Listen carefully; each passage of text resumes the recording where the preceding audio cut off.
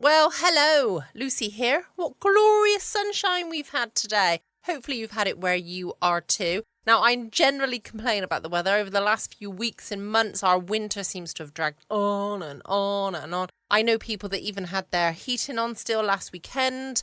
It's been miserable, it's been windy, it's been cold, it's been rainy. But this week, the sun has shone on the UK and it's been lovely. I've thoroughly enjoyed it. Unfortunately, today I had to go into the office. So other than driving to and from the office, that's the only sun I saw until I got home. And then I took the opportunity to sit in the garden for a little while. And if you've seen any of my videos about my garden plans, then I was just sat there looking around thinking, okay, I need to make this happen and I need to make it happen soon. So once again, I was planning in my head, didn't actually get out of my seat to try and do anything, but the planning is coming along nicely.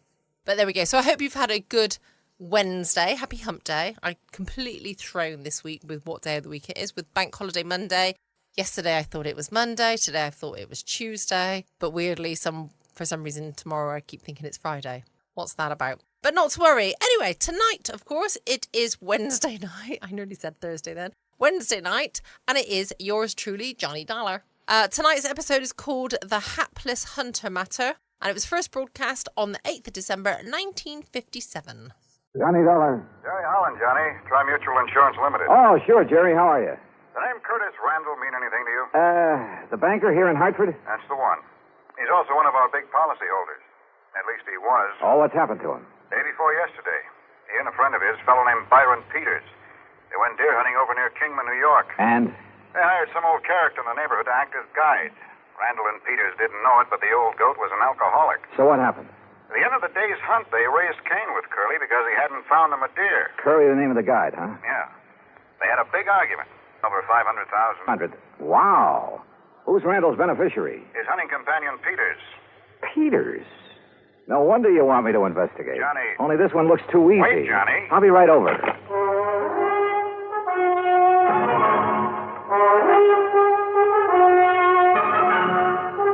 Bob Bailey in the exciting adventures of the man with the action-packed expense account. America's fabulous freelance insurance investigator. Yours truly, Johnny Dollar.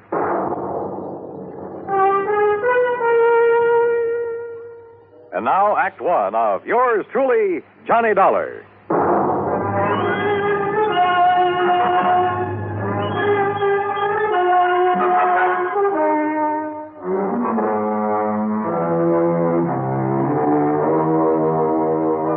Expense account submitted by Special Investigator Johnny Dollar to the Tri-Mutual Insurance Company Limited, Hartford, Connecticut. Following is an account of expenses incurred during my investigation of the Hapless Hunter matter.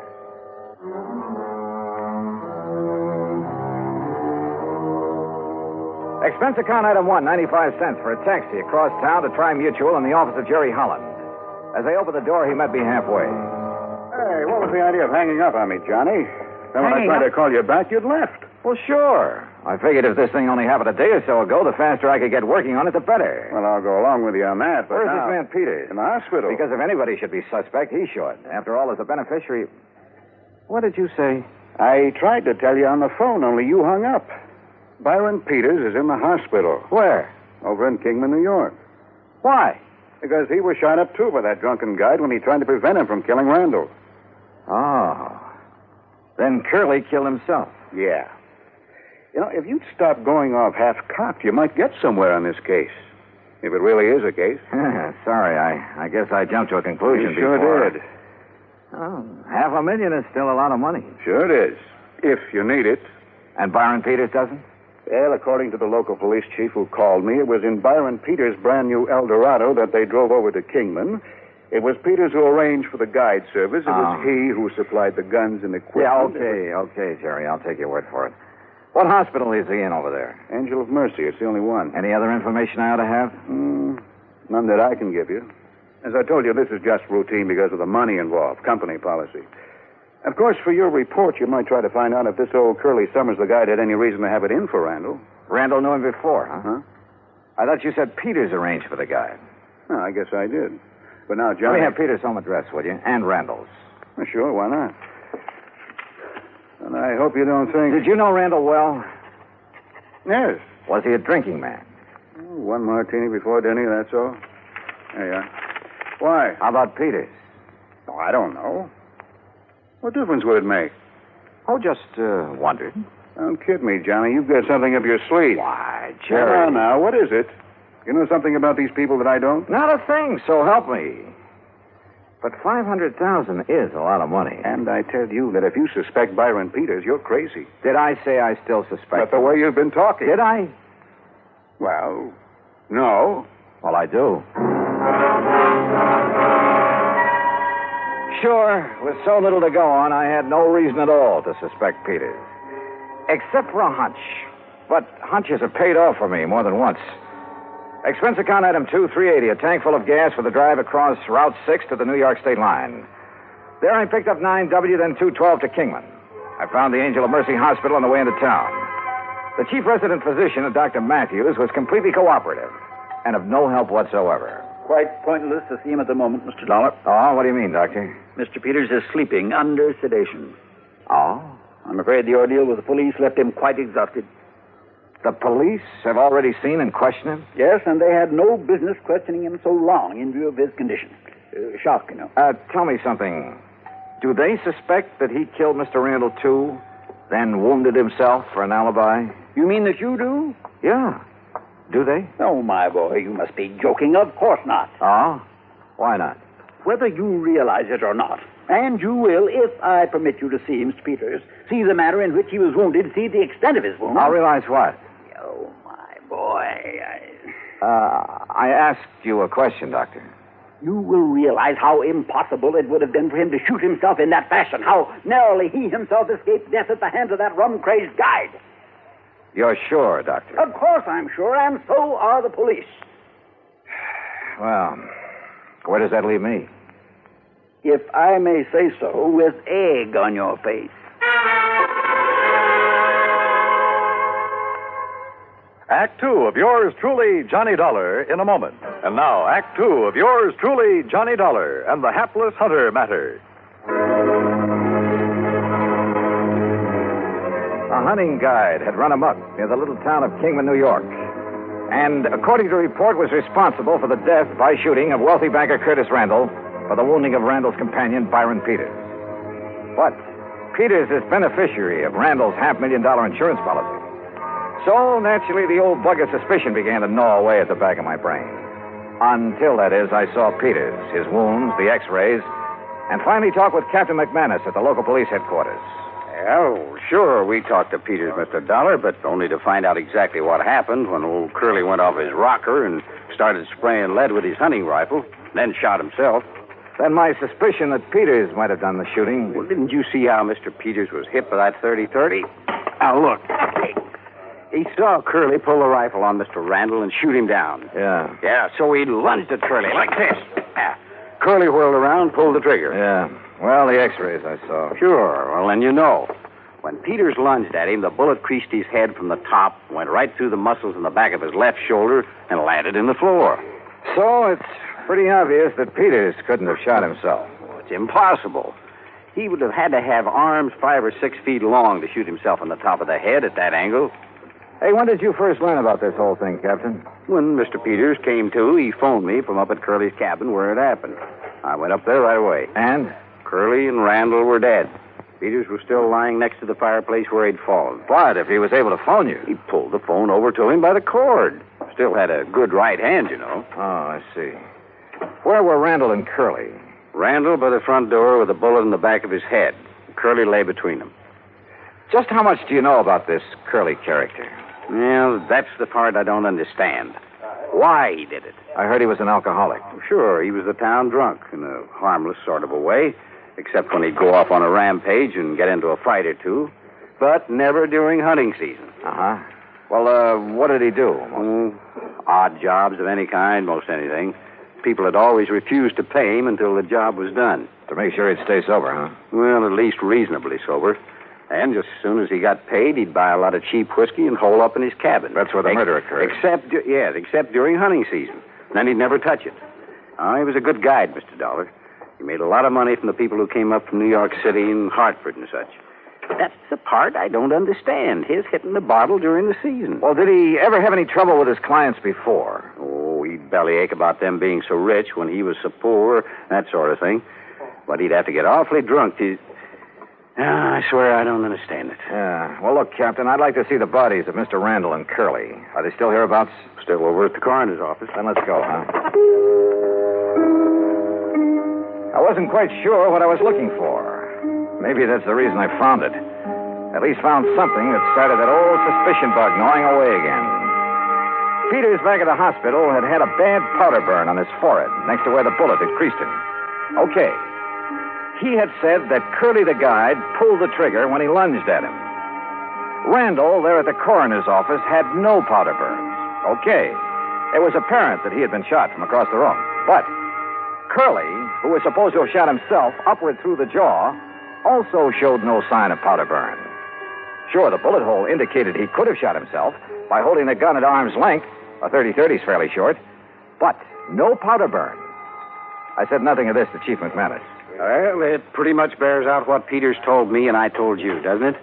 Curly shot Randall, then Peters, then himself. Captain, suppose, just for the sake of argument, that Randall did the shooting.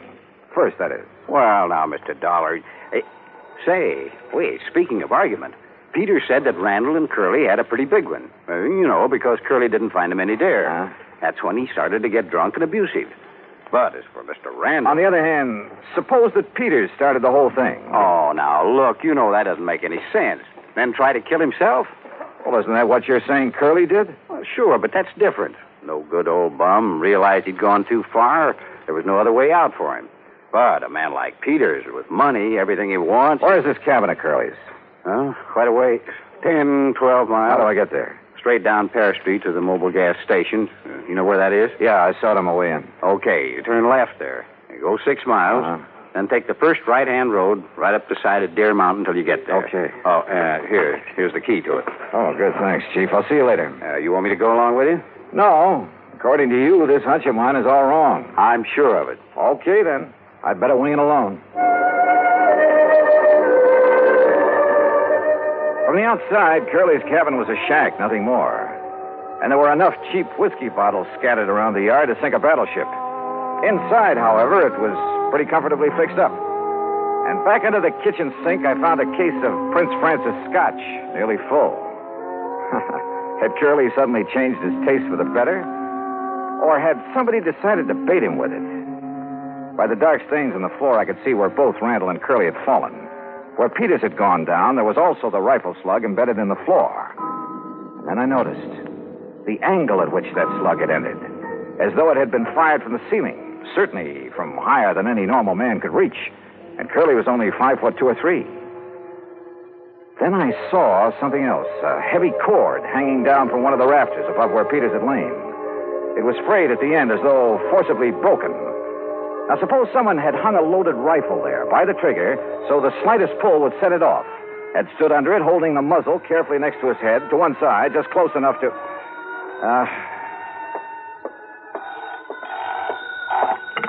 Yeah, hello. Mr. Dollar? Captain? Yeah, listen. Now, you may be right, though I still don't see how you can be. What do you mean? Look, I've got Dr. Matthews at the hospital here on this party line. You still there, Doc? Right here, Chief. Well, then you better tell Mr. Dollar. Well, it's about Mr. Peters. Yeah? He's left. Left? I thought you had him under sedation. I guess it didn't take hold the way I thought it would. Well, what happened? Well, he woke up and asked me who it was that had been here to see him while he was drowsy. Did you tell him who I was? Yes, then he seemed to drop off again, so I left him. A few minutes later, I heard his big fancy car pulling away. Doctor. I went back to his room and he was gone. Doctor. Listen, Dollar. Yeah, Chief. I don't know what it means any more than you do. But if I was you, I would get away from that isolated cabin. You see what I mean? Dollar? Sure, Chief. I'll leave right away. That was very smart, Dollar. Byron Peters? That's right. Byron Peters.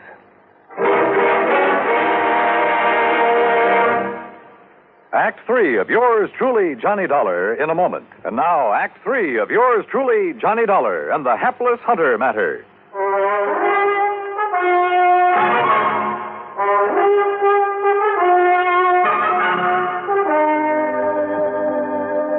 So you weren't as badly hurt by that bullet as you pretended. That's right, Dollar. Does that help bear out your absurd suspicions about me? Not nearly so much as your coming up here to this cabin, Peters. What's that supposed to mean? You rigged the whole thing pretty well, but not well enough. Why you wanted to get rid of Curtis Randall, I don't know. You're out of your mind. Randall was a friend of mine. You must have had some reason for killing him. Curly Summers murdered Kurt. We had a big argument because he hadn't found us any game. The only reason it got out of hand was because Curly was drunk. On what? On some of that expensive scotch I found in the kitchen? How should I know? Yes. Where did he get that? How should I know? Well, I do. You brought it here to help bolster your phony alibi, to indicate that Curly had it up here, had been hitting it. But you pulled a boo-boo. Why don't you talk sense, Detective? Are you trying to tell me Curly would ever have stuff like that? Look at the old bottle scattered around outside. Cheap rot gut, that's all. What's more, he never touched a drop during hunting season. That's about as thin evidence as you could possibly dig up, Dollar, and you know it. Peters, why did you come up here just now? Okay, I'll tell you that, too. Lying there in the hospital, nursing your sore shoulder, you didn't plan on that injury, did you? I told the police. Oh, yeah, sure, you told the police. Lying there, you suddenly remember the one thing that could show how you cleverly wounded yourself after you killed Randall and Curly. That piece of cord up on the rafter, where you hung Curly's gun up by the trigger. Dollar. You aimed it carefully along the side of your head, then yanked on it to set it off. Dangerous, but a great alibi. I told the police, the doctor. Curly pulled that trigger when I lunged at him, struggled with him. Little Curly held that gun high enough so the bullet would crease your head from above? I was bent over, lunging at him. Then enter the floor from up here where this cord is hanging? You're pretty smart, aren't you, Dollar? Curly was supposed to have committed suicide, huh? Yes, he must have, because I heard him shoot himself as I passed out. Oh, sure. The bullet entered his lower jaw, went up into his brain. That's right. That meant he had to hold that 30-30 at arm's length, so. The muzzle right next to his jaw. That's right. Where it would have left powder burns. But, Peters, there were none. Because you shot him from across the room, the same as you did Randall. Yes. Yes, the same as I'll shoot you. If you can. My right hand is still good, Dollar, and so is the 38. You and your fool insurance company should have left things as they were. Chin up, Dollar. Tell me one thing. Sorry, I haven't got time. When I left the hospital, I made sure I was seen heading for New York, and a carefully set up alibi. You still won't get away with it, you know. Any more than you got away with killing Randall. I had until you came along, and I will when I've killed you. So if you have nothing more to say... One thing. Why did you kill Randall? You're trying to stall me. Why? All right. All right. Because I forced him to name me in his insurance. I was the only one who knew about some shady operations in his early business career. The old story, huh? That's right. Blackmail. That's why he's been paying me off, supporting me, until recently. So you threatened to expose him? No. What would that get me financially? Then tell me this. No. I've got to get out of here to New York. Just one thing more. I don't know why you're trying to stall me, but it's no use. So if you have any prayers, Dollar... Sure. That Chief McManus standing there in the doorway will slug you before you pull that trigger. Oh, no, not that old chestnut. Why not, Peter? What? You... Oh, no, you...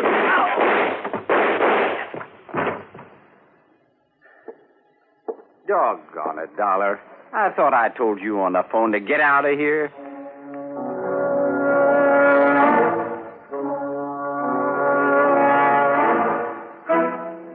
Expense account total, including gas to get me back to Hartford, $13.13. Remarks? Why? Why don't they ever learn? Yours truly, Johnny Dollar.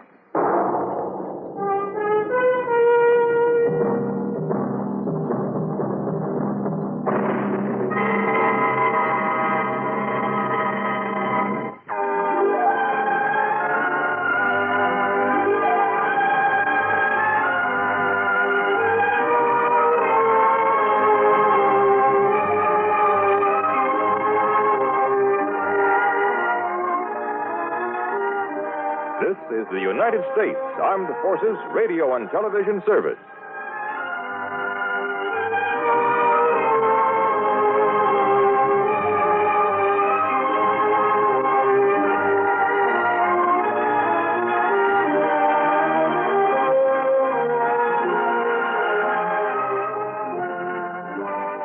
Welcome back. I hope you enjoyed the latest episode of yours truly, Johnny Dollar. I will be back again tomorrow evening, 6 p.m. GMT, with some more fantastic stories to get you through your evening, your afternoon, morning, work, leisure, whatever it is you are doing. I hope you have a lovely rest of the evening and tomorrow. I apologise if you can hear my next door neighbour's dog barking in the background. They've clearly got a lot to say. Don't forget you can check out my podcast page at patreon.com/FoxyGeekGirl. Can't wait to catch up with you all tomorrow night, same time, same place. In the meantime, stay safe, always be kind, love you all.